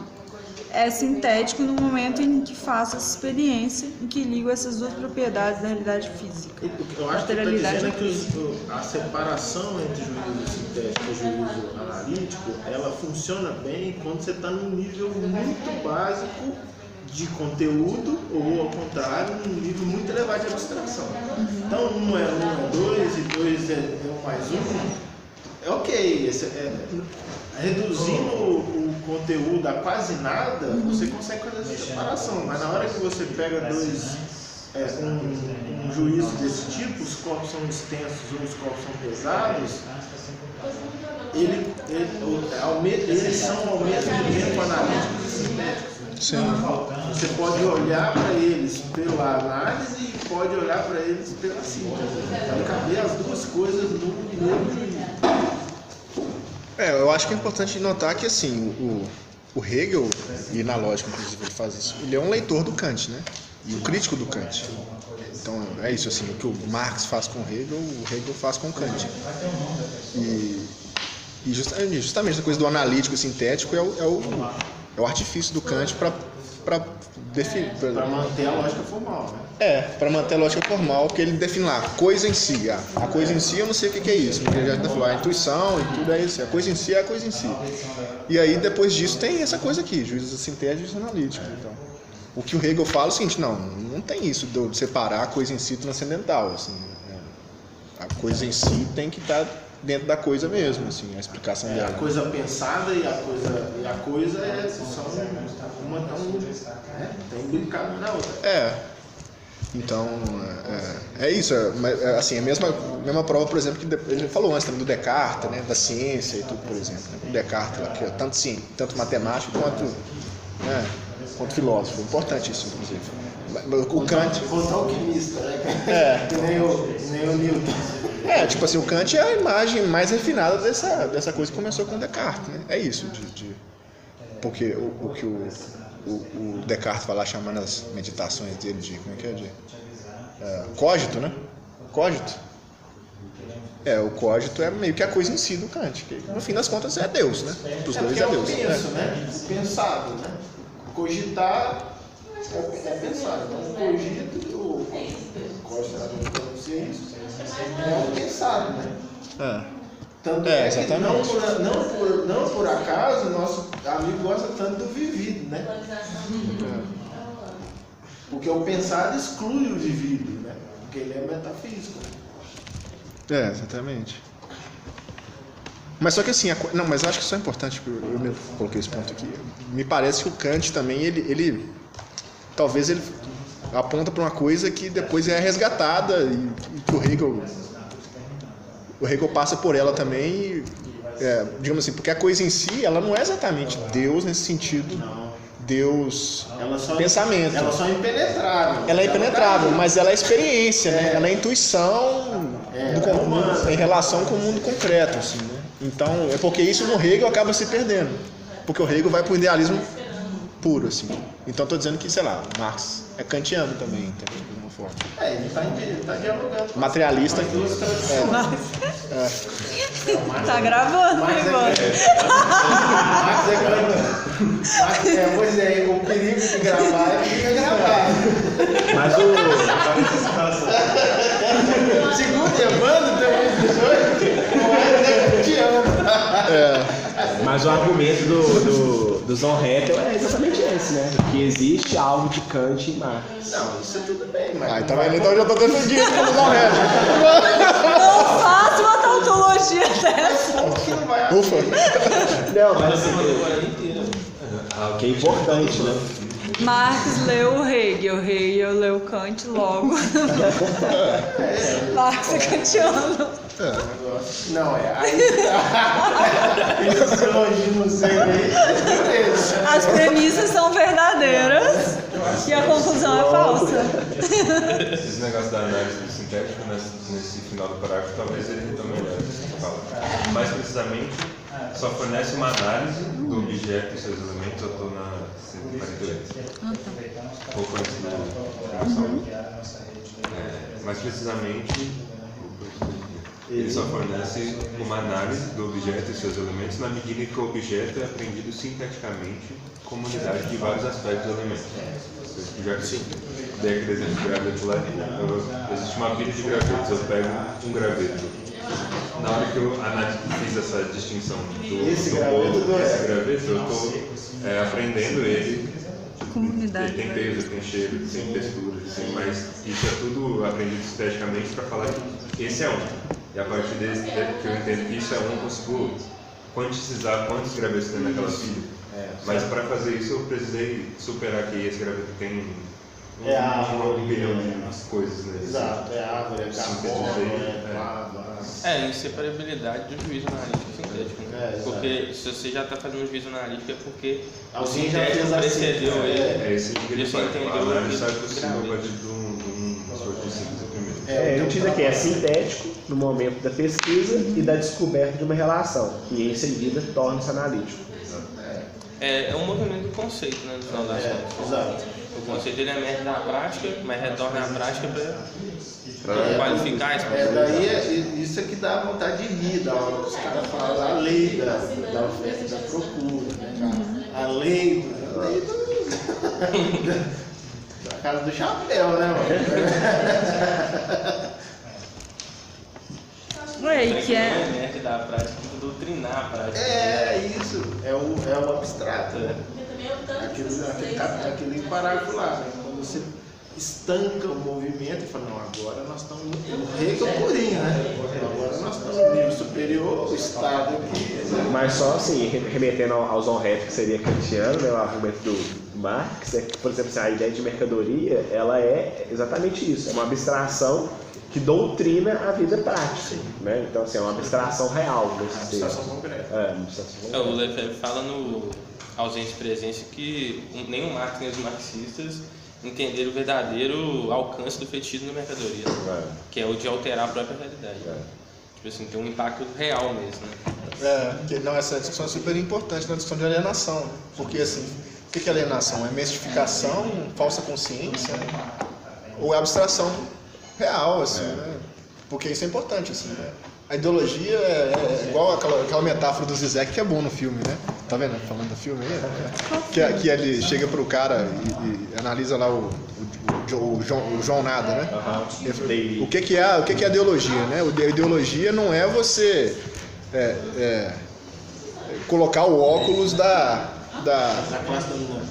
Não, o óculos do esclarecimento, entendeu? Aliás, é o inverso, né? Não é você tirar o óculos que está te falseando a realidade, mas é assim você colocar o óculos que te mostra que a realidade é falsa, entendeu? Isso que é a crítica da ideologia. A realidade que é falsa. Assim, a nossa relação com a realidade tem falsidade, entendeu? Isso é adulto, né? O estado falso das coisas. Vocês já viram esse filme? É bem legal. Qual o filme? É um filme do Zizek sobre filmes. O guia do perverso para a ideologia. Vamos fazer um geofilme. Vamos fazer um geopipoca. O Zizek é um personagem que alguém inventou. É porque assim, só pra explicar então, já que vocês não viram assim, o filme é o filme do João Nada lá, João Ninguém, João Nada. E aí ele é tipo um meio mendigo assim, é meio um mendigo, né, no fim das contas. É o Dory, então. Vestido de gari. E aí ele chega e encontra um saco de óculos assim, e aí na hora que ele põe o óculos ele vê a ideologia das coisas, entendeu? É tipo a lanterna mágica. Eu acho que sim. Mas aí enfim, aí o filme ele fica lutando pra pôr óculos nos outros, entendeu? É tipo isso. Assim. O enredo da lanterna mágica é esse, né? O cara que se fode porque ele começa a ver como é que as pessoas são, né? Tipo assim, ele fica, caralho, mano, não é assim, eu não consigo mais conviver com ele. Mas realmente. Aí ele vai só se fudendo. Aí ele fica querendo voltar. Essa passagem é a melhor parte desse filme, eu acho. Que o Zizek ele analisa exatamente a cena em que ele quer mostrar o óculos pro amigo dele. E o amigo não quer pôr o óculos, porque sabe que ele vai ver a realidade e não quer aceitar. Aí fica uma cena de 8 minutos, os dois se batendo sem nada, sem diálogo, sem som, só se batendo. E é ridículo o filme assim, o cara fica, put the glasses. O filme é bem ridículo, né? Não. Ele só ele se veste como os personagens, mas ele é ele. Mas no filme dele, ele é o ator também, assim, porque ele passa onde é que o Hitchcock tava, entendeu? Na vida ele é um ator. Ele é um ator o tempo inteiro, ele tá representando. Eu fiquei pensando quando você estava falando, eu tive um professor, eu sempre lembrei dessa fala dele, eu gosto muito dele. Mas é isso, né? É a tristeza do conhecimento. Ele falava que quanto mais a gente estuda e mais a gente lê, mais a gente se apropria da realidade, né, enquanto conhecimento teórico e prático, mais a gente fica triste.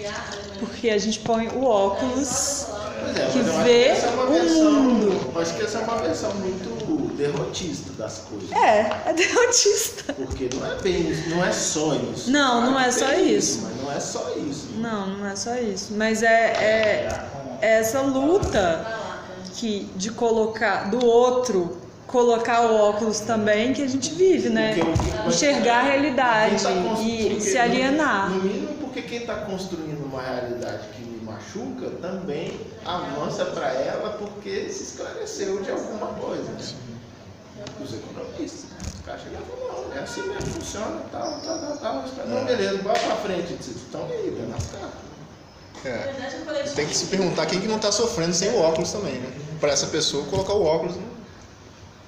Ela está conservando alguma coisa que é importante para ela, e ela fala assim, não, se eu pôr o óculos eu vou sair da caverna? Pode ser ruim. Conservadorismo. É um conservadorismo. Bem esclarecido. O cara, não, eu sou conservador porque eu não preciso ser conservador.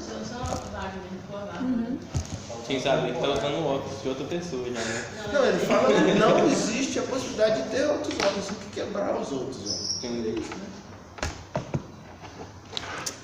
Que conversa de doido. Tem que tomar cuidado de alguma coisa sobre isso. Tem que tomar cuidado com esses áudios nossos, viu, gente? Tem que ser combinado, que ninguém pode divulgar. Tem que fazer igual os americanos, assim, no contrário. O problema é que o Google grava e captura tudo, né? Tipo assim, nas aulas, a mulher passava um papelzinho para você assinar falando que se algum dia, em algum momento, ela falasse que você participou e não sei o que lá, ela estava autorizada a usar. A contratualização do mundo, né, é exaustiva. Fazer um pacto de sangue. É claro que eu não estou propondo isso, né? Gente, tem vários computadores, vários celulares. Já tá. Tem alguém escutando a gente já. Então toca falar que o Marcos é candiano. Ou tem outra estratégia, a gente faz piada com tudo, que aí ninguém sabe se você tá falando sério. Era só um palpite, igual o cara lá do Inside Job. Você falou que o negócio era AAA. Era só um palpite. Vocês viram esse filme? Não. Vai lá, vamos terminar. Vixe, falta muito pra terminar. Eu perdi. Conceito juízo. O conceito juízo, né? Se você quiser passar mais rápido aí também, né? Vai avançando, fala pra caralho. Minha mãe tá brava comigo porque eu falei que eu vou votar no Ciro, mas na verdade eu nem vou votar no primeiro turno. Enfim. Qualidade, quantidade. Tá, ele volta. É porque é isso, né? Ele vai e volta o tempo inteiro. Então ele já falou, a gente já acabou falando um pouco de juízo. Protesta um pouco, né? Que ele vai e volta. Não, ele é dialético. Porque senão a gente reforça a necessidade de um argumento só lógico. Por isso que eu comecei pelo final. Ele constrói e retoma para reconstruir. Viu?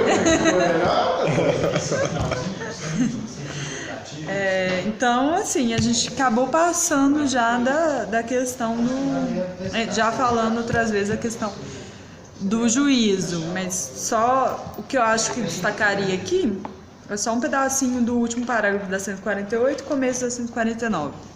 Que não possuímos inicialmente o conceito de árvore nem o de verde, né? Árvore, verde, verde, árvore é verde. Isto é, antes de dizermos que a árvore é verde, antes de dizermos que a árvore é verde, mas entre muitos objetos coloridos e muitos seres orgânicos, estabelecemos, ou seja, né, escolhemos, uma rede de semelhanças, de analogias, de ligações ou de incompatibilidades experimentais e então dizemos, a árvore é verde. Essa atribuição de sentido a partir de experimentalismos que se defendem como objetivos para sustentar a lógica. Não isolar o abstrato e o concreto, o prático e o teórico, né? O pensado e o vivido. Isso aqui tem muito a ver com o que ele vai falar nesse um outro livro dele, esqueci o nome agora, mas esse que eu citei agora há pouco, que é sobre a teoria das representações. Que ele cita lá aquele texto do, já falei aqui numa outra reunião, do Verdade e a Mentira no Sentido Moral, né?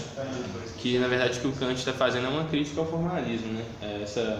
Você abstrai do conceito da realidade da árvore, né? São infinitas árvores, esse caos de árvore da folha, das coisas. Aí se abstrai, tem um conceito e fica preso mexendo com esses conceitos, né? Dizendo esses conceitos sem remeter ao conteúdo, né? Essa crítica dele, ela é mais pra frente, ela vai ser retrabalhada e vai gerar a própria crítica da teoria da experimentação, né? Sobre esse formalismo, né? De se tratar dos conceitos como coisas que dão conta da realidade como um todo, né? Isso sempre... Eu fico assistindo isso para ver se eu consigo falar isso para mim de uma maneira organizada, porque inclusive tinha que tentar escrever, né?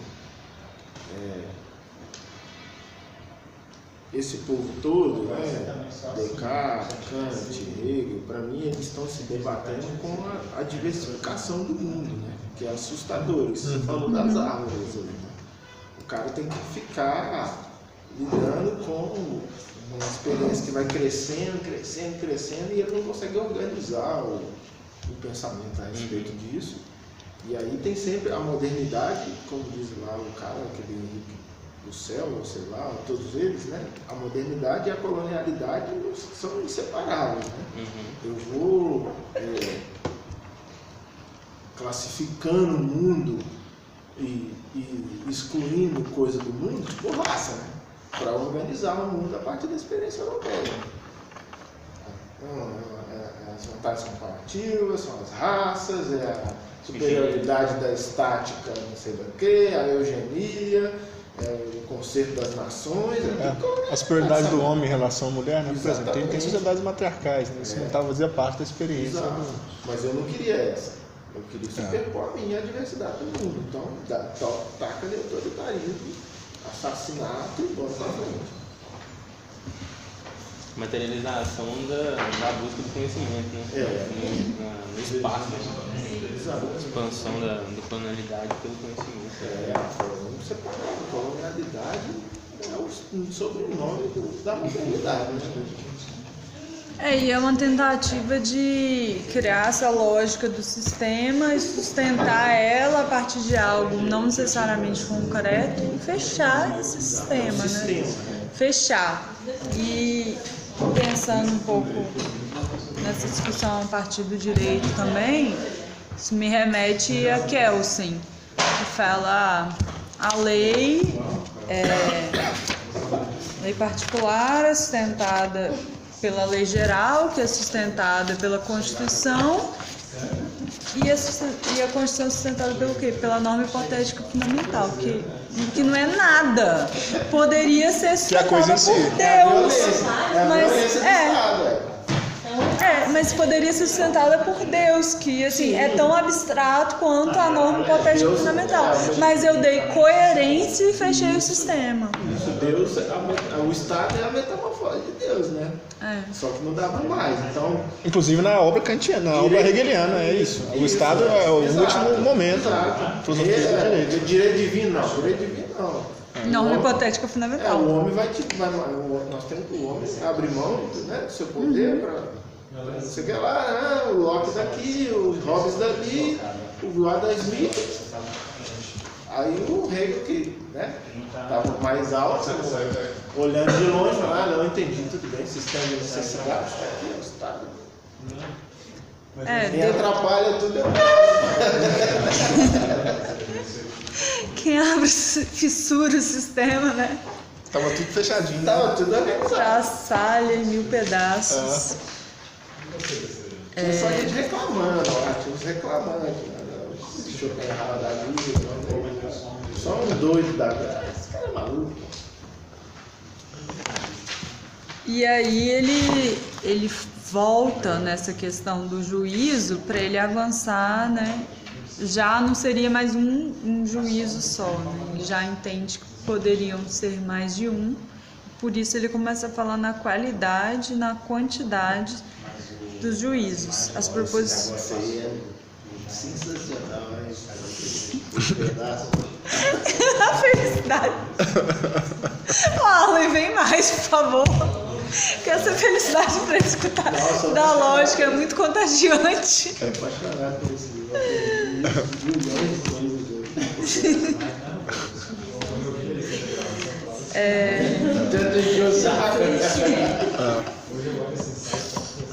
E aí, as proposições são universais quando o atributo é afirmado ou negado em toda a extensão do sujeito. Particulares quando o sujeito é tomado apenas em parte de sua extensão. Universais gerais, né? Particulares específicas. Ele enumera todas as possibilidades desse rol aí, né? Esse particular. Eu nem sei se é assim, se a gente ficar Acho que não. Mas O que eu senti falta é o que o Zizek chama de juízo infinito, que estaria no Hegel, né? Que aqui ele diz assim, né? Você tem os juízos afirmativos, alguns homens são canhotos, e os juízos negativos, alguns homens não são bons. E para o Zizek, né, lendo Hegel, teria um terceiro movimento, que é esse juízo infinito, em que você afirma um não predicado, né? Seria dizer, o homem é não bom. Ele é um não bom, ele não quer dizer que ele não é bom. E aí seria uma diferença. E o Zizek ele fica tentando mostrar isso a partir da cultura pop, como ele faz, né? Mas assim, Kafka, quando ele vai dizer da metamorfose, ele não usa que o K lá virou uma barata. Ele diz que ele virou um não animal, um inanimal. O termo em alemão seria mais próximo disso do que uma monstruosidade, um monstro ou um animal. O Stephen King, quando ele vai falar do zumbi, né, que cria a ideia de zumbi, assim, é um não vivo, né? Então tem alguma coisa assim. Não morto, né? Não morto. Não vivo que ele usa. Mas ele não chega a dizer que é um morto, né? Não é morto. Ele É não vivo. Comendo, fazendo muitas merdas na televisão. As pessoas trocam comida quando tem greve caminhoneiro. Provocando sobrevivencialistas, né? Vendendo programas na TVH. Mas assim, aí eu acho, enfim, eu queria ver onde que isso entraria no Lefebvre ou isso Acho que entraria. ele não chega, porque o rol dele não inclui esse. Porque no fundo o rol dele é o rol do juízo aristotélico. Ele não está falando do Hegel aqui, né? Ele está falando do Kant, né? Nesse momento aqui agora, né? Porque assim, não sei se ele concorda com o Zizek que existe esse juízo infinito, mas nesse momento ele está falando do Hegel, né? E aí eu acho que esses tópicos aí, eu acho que são interessantes. Ele está quase que se exibindo nesse. Ele está dizendo assim, olha, muito minucioso, né? Eu sei que existem essas nuances, né? Subalterno, não sei o que lá, até engraçado, né? Chama subalterno. Mas ele está explorando as nuances do método lógico formal como a possibilidade de construir conhecimento coerente ou incoerente, né? Lidar com isso. Está percorrendo esse caminho todo aí nesse do raciocínio. Eu achei que o texto do Zizek, na verdade, é em Kant que estaria isso.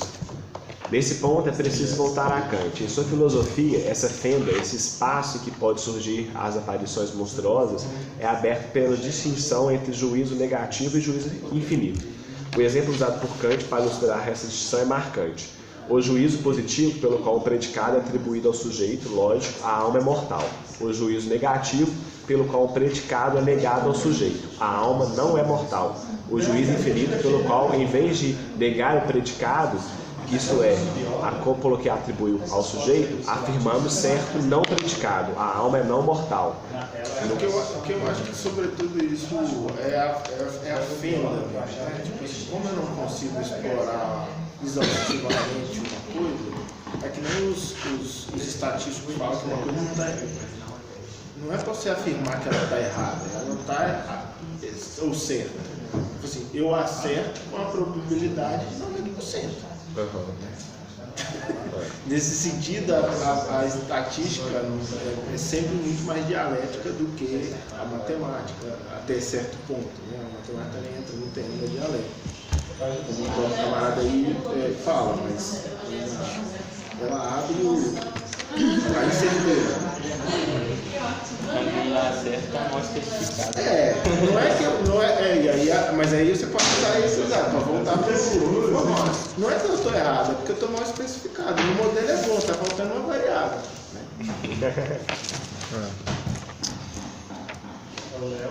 O erro de solo. Não, é erro mesmo? Resíduo de solo.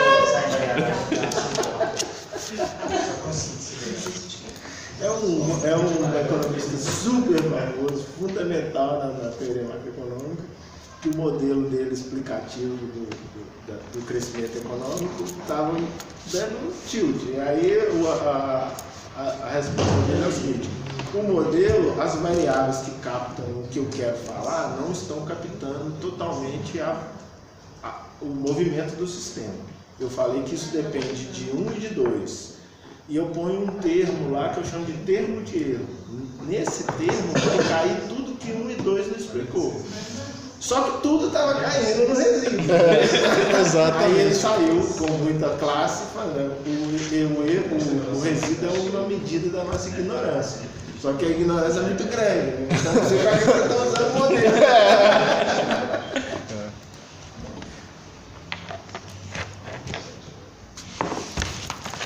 Gente, ainda tem muita coisa.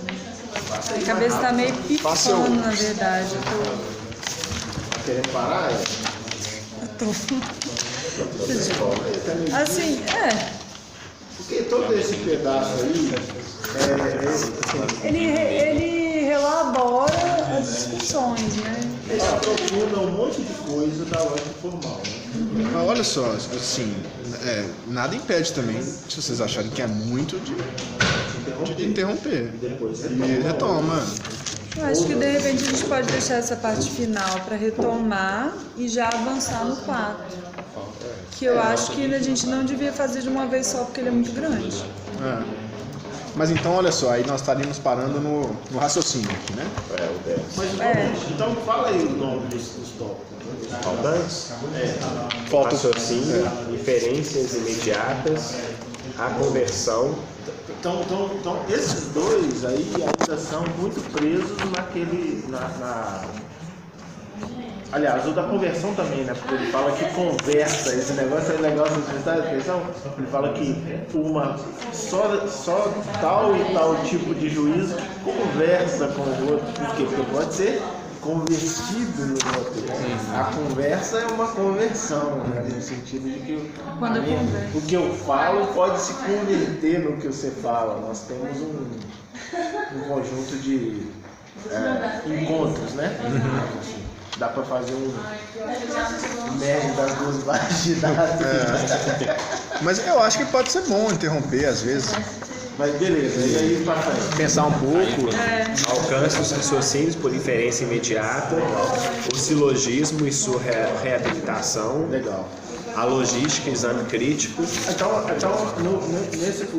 reabilitação do silogismo também. Eu só estou falando na proposeira porque nós vamos botar aqui, sei lá. Só para me ajudar a ter esse mapa, porque eu acho que o mapa ajuda. Porque tem hora que o negócio vira um trem tão esmiuçado que vira uma maluquice, né? Então, desde do juízo até nesse negócio do silogismo, ele está, antes de entrar no silogismo, ele está explorando as possibilidades formais do argumento. Aí na hora que ele volta para o silogismo, ele vai falar desse negócio do silogismo fecundo e infecundo, né? Porque ele vai dizer que assim como a identidade é estéril tomada na sua rigidez, o silogismo também é estéril, a não ser que você modifique a perspectiva e faça esse negócio do juízo sintético e do juízo analítico. Ele está sempre tipo assim, tem isso aqui, a gente explode, na hora que explode funciona, né? Quando eu desrespeito os limites, aí vai bem. Aí continuando, a logística, exame crítico. Aí esse negócio de logística é uma maluquice de transformar a linguagem em matemática, né? Tem uma função aqui. Porque você fica fazendo função de função, esses vídeos, né? É tipo assim, no fundo é só um outro jeito. Ele fala, ó, tem uma galera que está propondo que a gente transforme a linguagem inteira em matemática, mas isso também não dá certo. Formalização e conteúdo, o conceito e a ideia, o ser e a ideia, história da lógica formal e papel e lugar da lógica formal. Ele, a partir das ideias da ordem do silogismo, ele começa a tentar reconectar com o mundo mais concreto, né? Tanto é que ele faz o negócio da história, do pensamento. E é bem legal isso, porque coloca as coisas numa perspectiva histórica. De novo, a gente falou sobre a prática está no início, a história está no início. As coisas acontecem, aí elas são enumeradas, sintetizadas, pensadas e transformadas em teoria. Então é isso? E aí, a gente volta de novo com a Helena? Eu termino e a gente vê quem faz os 4. Tá. Tem A próxima é a Laís. Mas próxima pesquisa, né? O próximo tem a apresentação de pesquisa. Não tem nome, não tem. Acho que é do Evandro. Aí eu Não, Não, não. o Evandro é lá na frente. Não, então não tem, então a gente podia continuar a discussão. Sim. Mas é o seguinte, nem eu nem o Bruno vamos estar aqui Mas também. não é semana que vem a próxima, não. É, É que não é teoricamente. dia, não? É porque a gente arranjou por conta que a gente ficou 2 semanas sem encontrar, né? Ah, tá. Porque a gente vai estar viajando. É, Vai. será que a gente pula assim? Aí dia 5 seria. Pode pular. Pra todo mundo, né? É porque dia 12 é feriado, né? Vamos fazer 12 sexta de feriado. novo. Dia 5, então? A gente Dia pode 5 a tentar gente tem- terminar e continuar, né? Terminar E semana. terminar o 3 e entrar no 4. No próximo, no próprio dia No 5. próximo. E já que não tem ninguém para apresentar pesquisa, a gente pula sexta-feira. Não entendi, mas então vamos só ver aqui, porque o 4 pode ser grande também, né? O 4 é bem grande. É muita coisa, assim, acho que...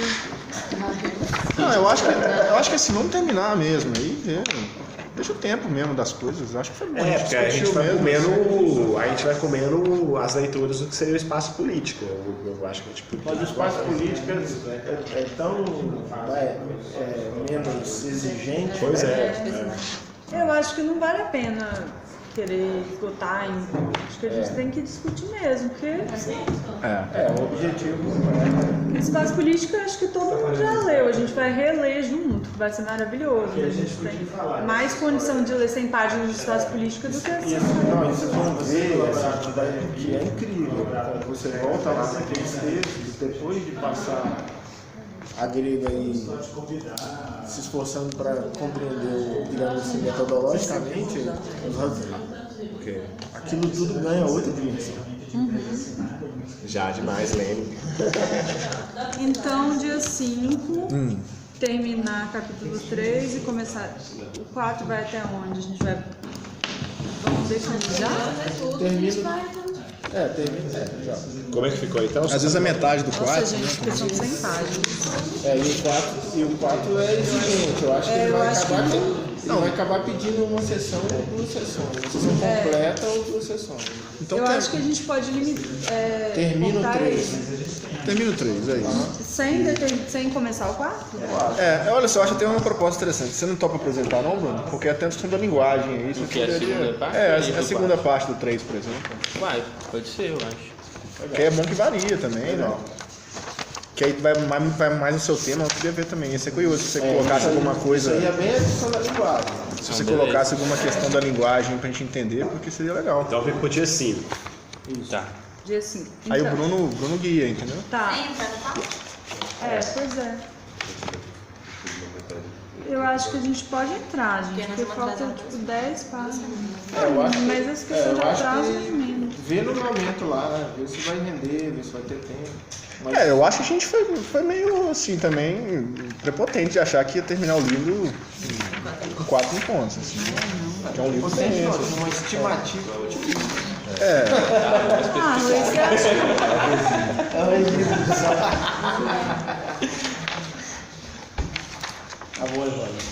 Você acha que dá pra... Então beleza, fechou. Próximo encontro, dia 5. Bruno, é o resto do capítulo 3.